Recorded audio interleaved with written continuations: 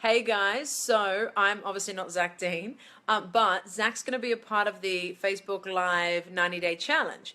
Now, he's just in my kitchen and started looking at my detergent and started telling me some interesting things. So, who's ever gone, everyone always tells them get your organic, clean detergents, make sure there's nothing in them and things like that. Zach's going to legitimately start his challenge because I was like, people need to learn about why they shouldn't have chemicals in their kitchen, as I am slowly learning. So, Zach Dean, take it. Oh, hi.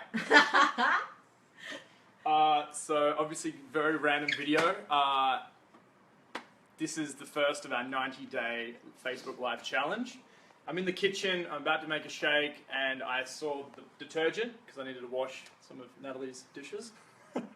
And I just noticed that it was, normal Coles home brand. Now what I know about detergents is that obviously, it's going to be fantastic at cleaning dishes and killing all the bugs, but you don't want to get this stuff in your stomach, in your mouth, into your tummy, because it's going to kill the bacteria in our tummy as well. So that's not a good thing. So ideally, if you can, with the soaps, the best, antibacterial thing you can use for cleaning around the home is bicarbonate of soda, but there are other ones, detergents that are more eco-friendly and better for your health. But Zach, what if I'm rinsing out my canister? Is it still am I gonna still ingest it? There's just so many chemicals in our environment. We want to do our best job at eliminating as many as possible. But Zach, what happens if the gut bacteria, what happens if that kills it? So let's say it's remnants, what does that mean for people? I think it's really important to educate people on the fact that there's a lot of shit in our world that we don't know about. Yeah.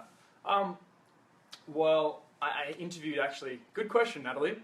So I interviewed a microbiologist on my YouTube channel, and we went through the importance of gut health and how our body is actually 90% bacteria cells and only 10% human cells. You're only 10% human, but 90% bacteria.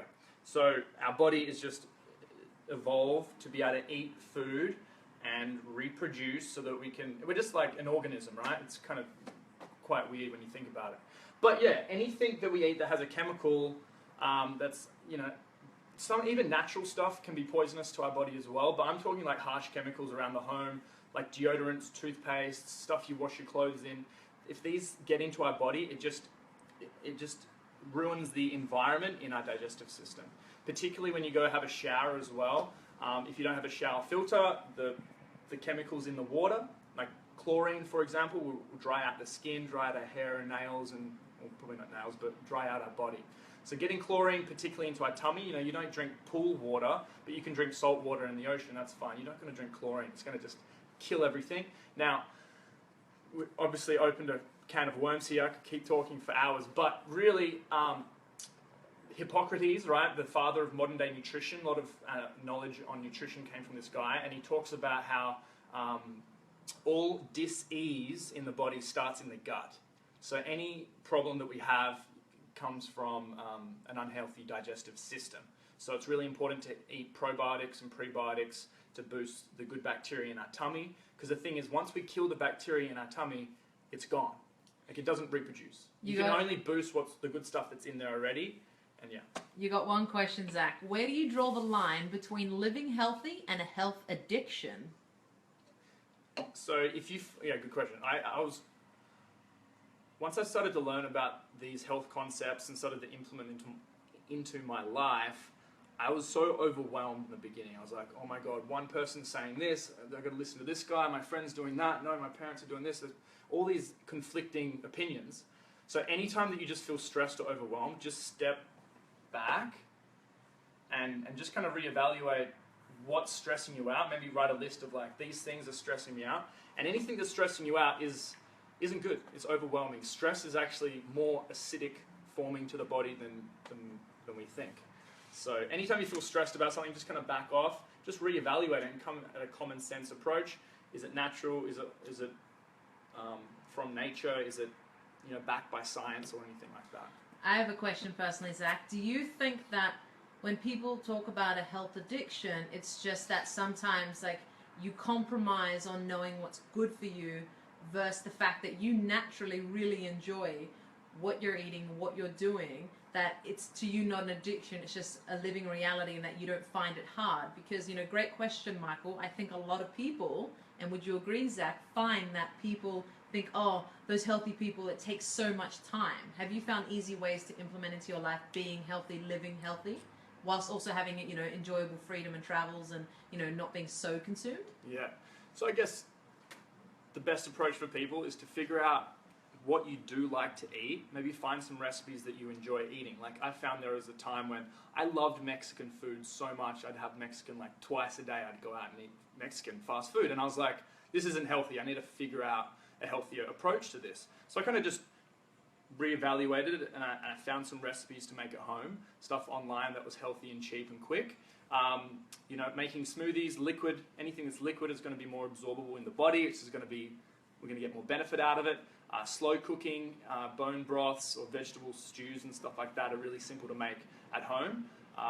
So yeah, there's so many different ways of finding quick, easy, simple ways of nutrition. Check out my YouTube channel. Plug.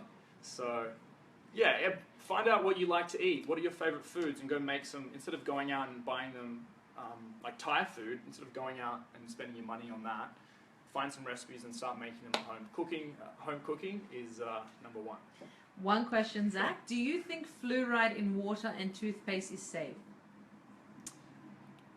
No comment. Okay. I'm going to hold my opinion on that one because it's a very political thing, and it will probably open a can of worms, and it's not important to me. If someone wants to, I personally just want to filter my water. I know that some filters add more minerals in, so I think that's a good thing. Okay, I'm going to ask one question, then we'll wrap it up, Zach. Cool. Why do you drink out of a glass bottle versus a plastic bottle? So, glass versus plastic. Plastic is, they have these things called, I think it's parabens or whatever. It's like, it's plastic. It's not, I don't know. The chemicals leach into the water. That's pretty much it. And there's no chemicals in here that are going to leach into the water. It's more of a solid thing. Yeah. You know, even when it says BPA free, there's other things like BPS, which is another chemical that leaches in. So they are found to actually stop the production of, or they get in the way of our body's hormones, and hormones are really important. So they kind of block certain hormones in the body. So anybody, bit of a recap, random little live. We're doing this 90 days, Facebook Live for 90 days. Stay tuned, and I'm going to go make my shake.